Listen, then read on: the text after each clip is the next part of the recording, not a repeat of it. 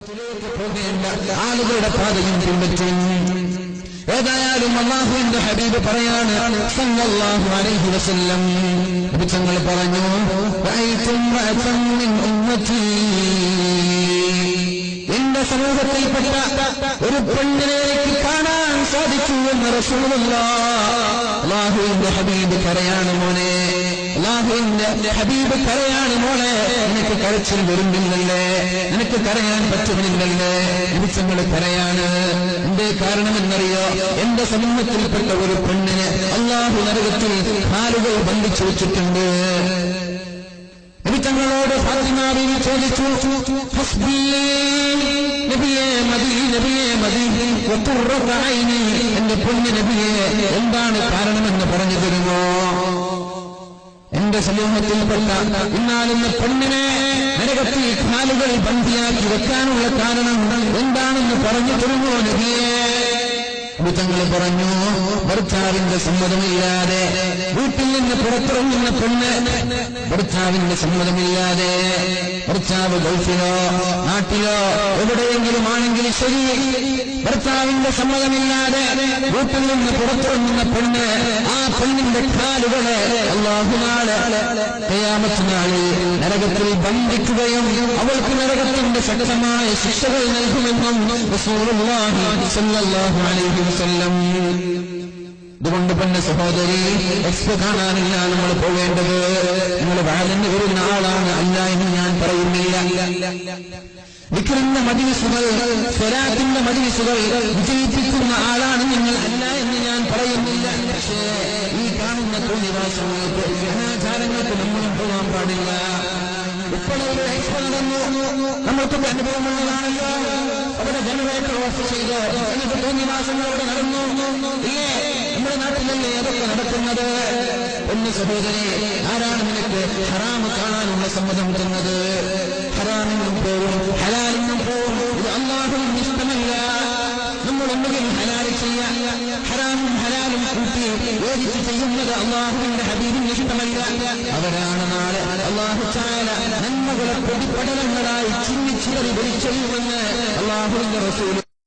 ഹറാമും ഹലാലും ഒന്നിച്ചു ചെയ്യുന്ന ആളുകളെ കുറിച്ചാണ്.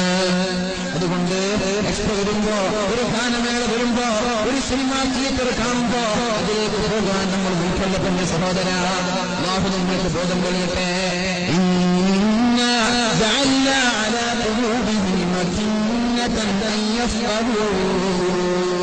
അവർക്ക് മനസ്സിലാക്കാൻ പറ്റാത്ത വിധം, അവർക്കിരിക്കാൻ പറ്റാത്ത വിധം, അവർക്ക് ഉൾക്കൊള്ളാൻ കഴിയാത്ത വിധം അവരുടെ ഹൃദയങ്ങളിൽ ഞാൻ 100 പടങ്ങൾ വെച്ചിട്ടുണ്ട് എന്ന് പരിശുദ്ധമായ സൂറത്തുൽ കഹ്ഫ് നമ്മോട് പഠിപ്പിച്ചു തരുന്നു. എന്നിട്ടോ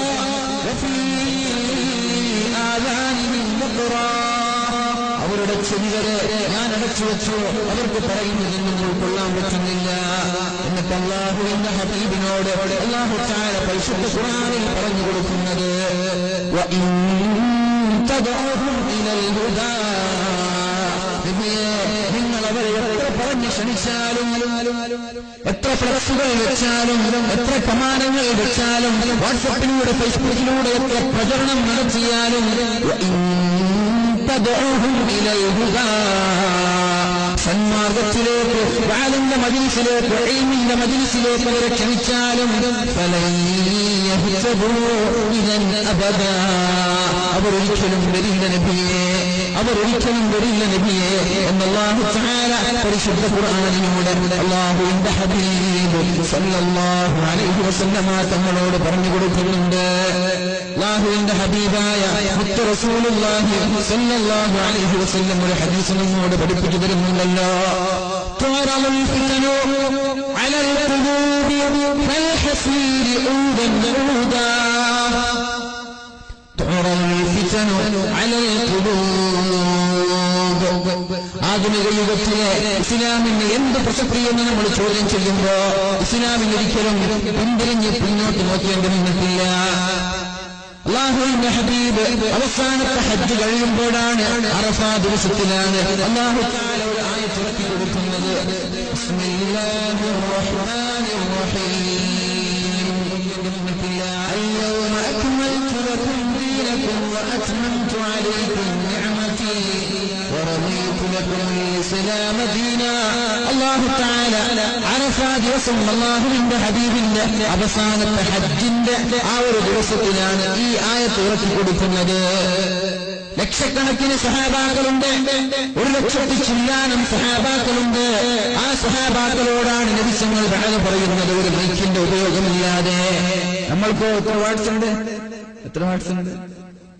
6 4 6 കുഴപ്പമില്ല. എന്നാലും നമ്മൾക്കൊരു 15,000 വാട്സ് വെച്ചാലും പ്രസംഗിക്കാൻ പറ്റുന്നില്ലത് മൈക്കിന്റെ കുഴപ്പമല്ല, നമ്മുടെ കുഴപ്പമാണ്. നമ്മൾക്കതിനുള്ള ആരോഗ്യവും ആഫിയത്തുമില്ലെന്ന് മഹാനായ പാങ്ങിൽ അഹമ്മദ് കുട്ടി മുസ്ലിയാരൊക്കെ 10,000 ആളുകളോട് മൈക്കില്ലാതെ പ്രസംഗിക്കുമായിരുന്നു. സമസ്ത കേരള ജംഇയ്യത്തുൽ ഉലമയുടെ പ്രഥമ സെക്രട്ടറിമാരിൽപ്പെട്ട ഒരാളാണ്. മൈക്കില്ലാതെ 10,000 ആളുകളോട് സംസാരിക്കുക. ഇതേപോലെ അല്ലാഹുവിന്റെ ഹബീബ് അവസാനത്തെ ഹജ്ജിൽ 1,00,000 ചില്ലാനം ആളുകളുണ്ട്. അവരോട് വലിയ വമ്പിച്ചൊരു പ്രഭാഷണം നടത്താൻ. അങ്ങനെ പ്രഭാഷണം നടത്തുമ്പോ അല്ലാഹുവിന്റെ ഹബീബിന്റെ സഹാബാക്കൾ പറയുന്നുണ്ട്, ഞങ്ങളുടെ ചെവികൾ തുറക്കപ്പെട്ടു എന്ന്. ടെന്റുകളിലും വളരെ ദൂരത്തുള്ള ആളുകൾക്ക് നബി തങ്ങളുടെ ശബ്ദം കേൾക്കാം. അത് നബി തങ്ങളുടെ മുഅ്ജിസത്താണ്. 1,00,000 ചില്ലാനം ആളുകൾക്ക് എന്റെ ശബ്ദം എത്തിയെന്നത് അല്ലാഹുവിന്റെ ഹബീബിന്റെ മുഅ്ജിസത്താണ്. അവിടെ നിന്നാണ് ആയത്തിറങ്ങിയത്, ഇന്ന് ഞാൻ നിങ്ങളുടെ ദീനിനെ പരിപൂർണമാക്കി തന്നിട്ടുണ്ട്. اليوم أكملت لكم دينكم وأتممت عليكم نعمتي. എന്റെ നിഅമത്തിനെ ഞാൻ നിങ്ങൾക്ക് ഇന്ന് പരിപൂർണമാക്കി തന്നിട്ടുണ്ട്. ورضيت لكم الإسلام دينا. നിങ്ങൾക്ക് ഞാൻ പരിശുദ്ധമായ ഇസ്ലാം മതത്തെ സംതൃപ്തമായ മതമായി ഞാൻ നിങ്ങളെ ഏൽപ്പിച്ചു തന്നിട്ടുണ്ട്. ഇതിൽ മാറ്റമില്ല, ഇനി ഒരു കൂട്ടിച്ചേർക്കലില്ല. ഇനി ഇസ്ലാമിലേക്ക് പുതിയൊരു കാര്യം ചേർക്കാനില്ല. അൽയൗമ അക്മൽതു ലക്കും ദീനക്കും. നിങ്ങളുടെ മതം ഞാൻ നിങ്ങൾക്കിന്ന് പൂർത്തീകരിച്ചു തന്നിട്ടുണ്ട്. അപ്പോഴല്ലേ ഒരു സഹാബി കരഞ്ഞത്. സഹാബാക്കൾ ചോദിച്ചു, എന്തിനാണ് കരയുന്നത്? ഉമർ തങ്ങളാണെന്ന് എനിക്ക് തോന്നുന്നു. ഉമർ തങ്ങളെ പറയാൻ തുടങ്ങി. സഹാബാക്കൾ ചോദിച്ചു, എന്തിനാണ് കരയുന്നത്? മഹാനായ അമീറുൽ മുഅ്മിനീൻ ഉമർ ഇബ്നുൽ ഖത്താബ് തങ്ങൾ പറഞ്ഞു, ഏതൊരു വസ്തുവും അതിന്റെ പരിപൂർണതയിലെത്തിയാൽ പിന്നെ തകരല്ലേ, പിന്നെ അതിന്റെ ഉയർച്ച ഉണ്ടാവില്ലല്ലോ.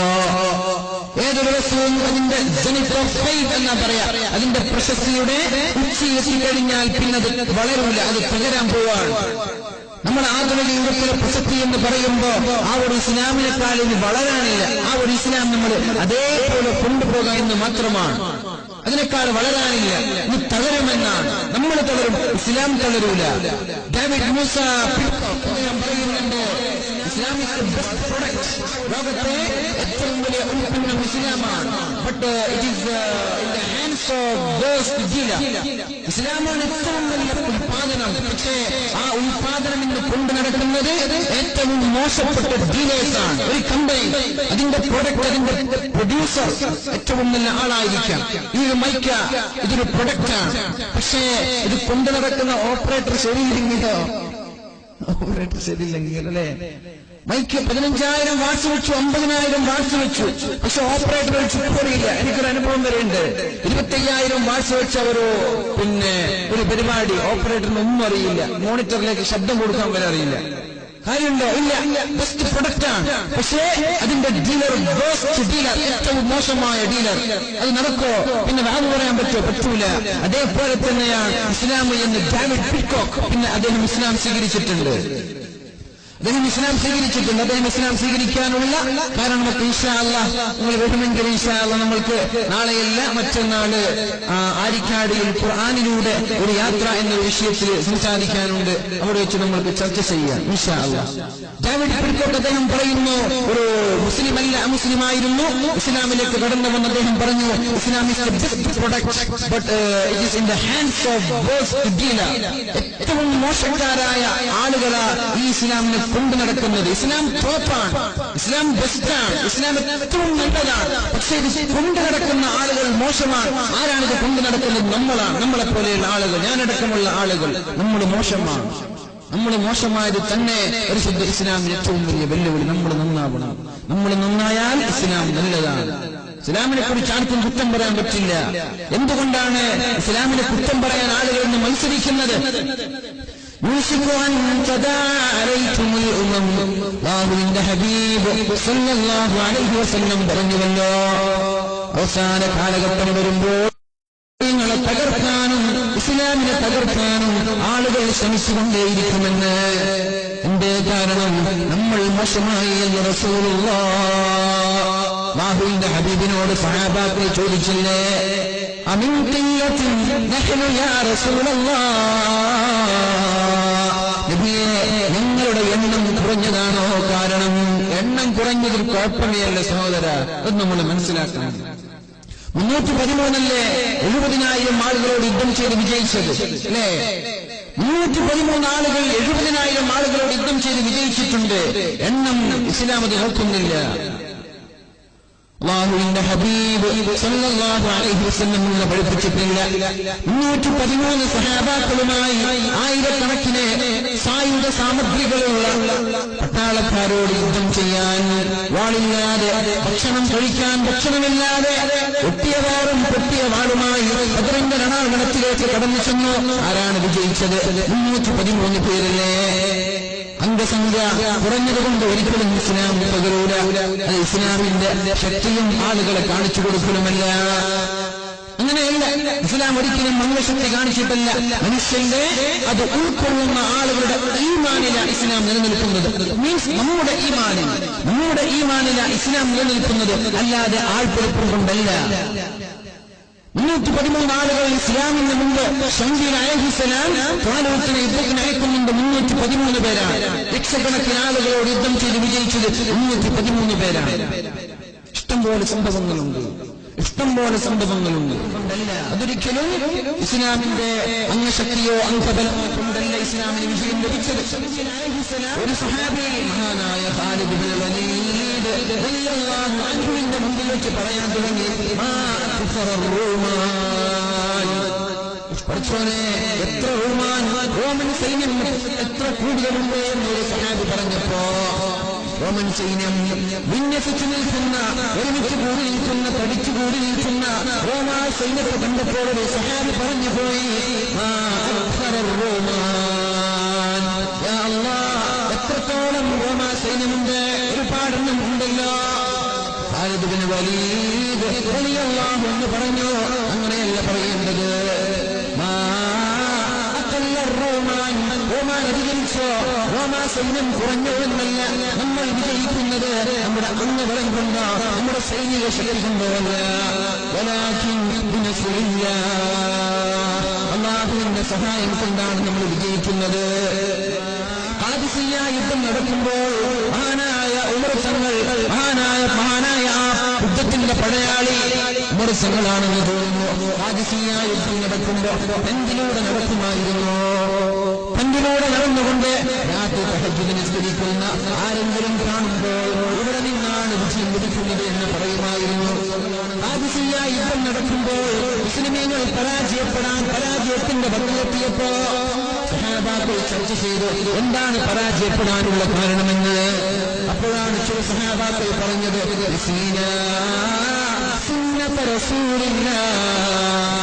നബി തങ്ങളുടെ ഒരു സുന്നത്ത് ഞങ്ങൾ മറന്നുപോയല്ലോ. നോക്കണം, അംഗബലമോ വാളോ പടക്കുതിരയോ പടത്തോപ്പോ പടയെങ്കിലോ അല്ല തോക്കാനുള്ള പരാജയപ്പെടാനുള്ള കാരണം അവർ പറയുന്നത്. നമ്മളെന്താ പറയാ? നമ്മൾക്ക് ആള് കുറഞ്ഞു പോയി, അങ്ങനെയല്ല നമ്മൾ പറയാ. അല്ലെങ്കിൽ നമ്മുടെ കയ്യിൽ പൈസ ഉണ്ടായില്ല, സമ്പത്തുണ്ടായില്ല, അതല്ല ഇസ്ലാം. അങ്ങനെയല്ല പറയുന്നത്. യുദ്ധം പരാജയപ്പെടാനുള്ള കാരണം ചർച്ച ചെയ്യാണ് സഹാബാക്കൾ. അവരെന്താ പറഞ്ഞത്?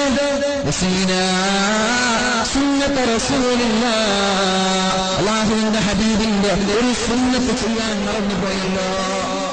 എന്താണ് സുന്നത്തെന്നറിയോ?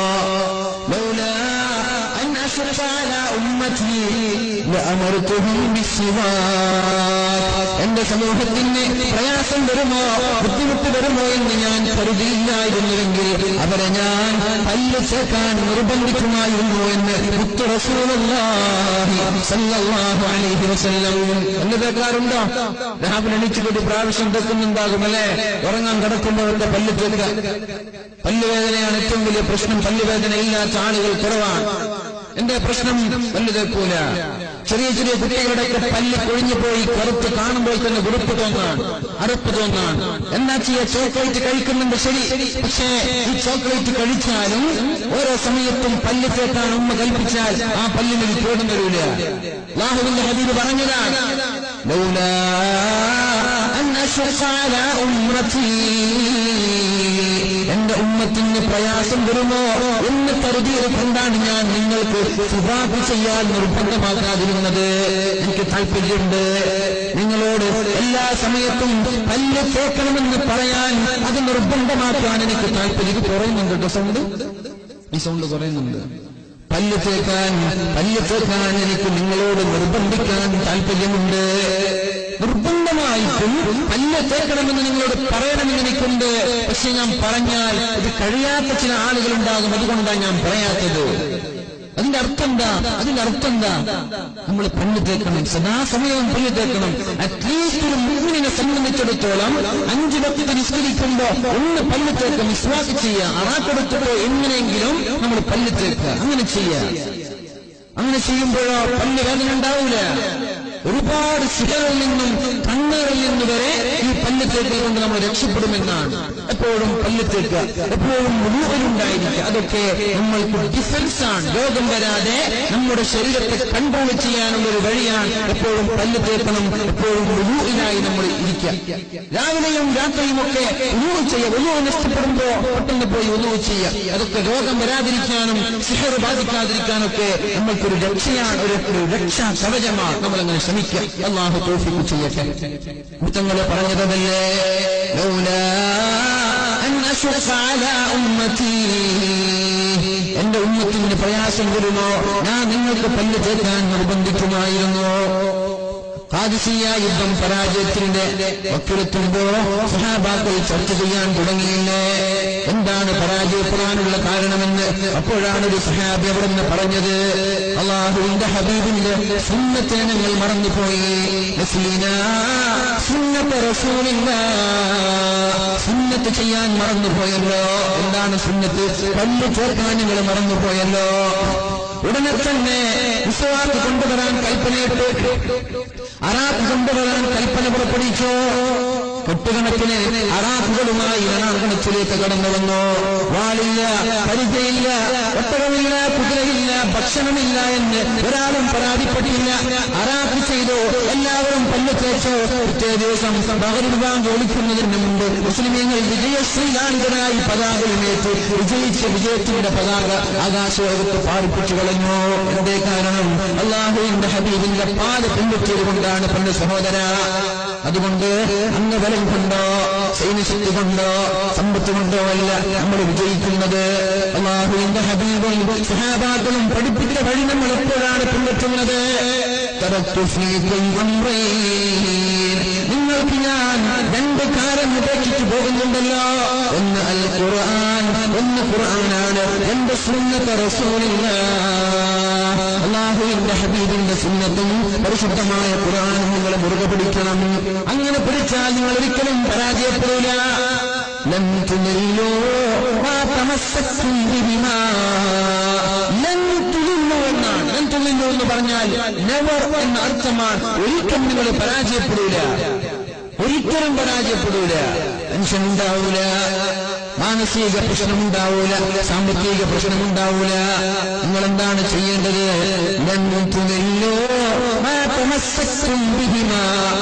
ഈ 2 കാര്യങ്ങൾ മൃഗ പിടിക്കൂ. എന്റെ പിന്നെ ചെറുപ്പക്കാരാ, വാട്സപ്പിൽ കളിച്ചിരിക്കുന്നതിന് പകരം, ഫേസ്ബുക്കിൽ കളിച്ചിരിക്കുന്നതിന് പകരം, കമന്റടിച്ച് വായ നോക്കി പഞ്ചാരയടിച്ച് നടക്കുന്നതിന് പകരം ഒന്ന് ഖുർആനിലേക്ക് മടങ്ങ്. 2 കാര്യം ഞാൻ നിങ്ങൾക്ക് ഇട്ടേച്ചു പോയിട്ടുണ്ടല്ലോ. ഒന്ന് അൽ ഖുർആൻ, പരിശുദ്ധമായ ഖുർആൻ നിങ്ങൾ പാരായണം ചെയ്യേ. എത്ര സമയമാണ് ടിവിക്ക് മുമ്പിൽ നമ്മൾ ചെലവഴിക്കുന്നത്? എത്ര സമയമാണ് സീരിയലിന് മുമ്പിൽ, സിനിമയ്ക്ക് മുമ്പിൽ, കളിക്ക് മുമ്പിൽ നമ്മൾ ചെലവഴിക്കുന്നത്? എത്ര സമയമാണ് ഇന്റർനെറ്റിന്റെയും സ്മാർട്ട് ഫോണിന്റെയും മുമ്പിൽ നമ്മൾ ചെലവഴിക്കുന്നത്? ഒരു ദിവസം ഒരു പേജ് ഖുർആൻ ഓതാൻ നമ്മൾ സമയം കണ്ടെത്തിയോ? ആലോചിക്ക്, ചിന്തിക്ക് ചെറുപ്പക്കാരാ. കുന്തും ഖൈറ ഉമ്മ, നിങ്ങളല്ലേ ഏറ്റവും നല്ല സമൂഹം. തഅ്മുറൂന ബിൽ മഅറൂഫി വതൻഹൗന അനിൽ മുൻകർ നന്മ കൊണ്ട് കൽപ്പിക്കുകയും തിന്മ കൊണ്ട് നിരോധിക്കുകയും ചെയ്യുന്ന കാലത്തോളം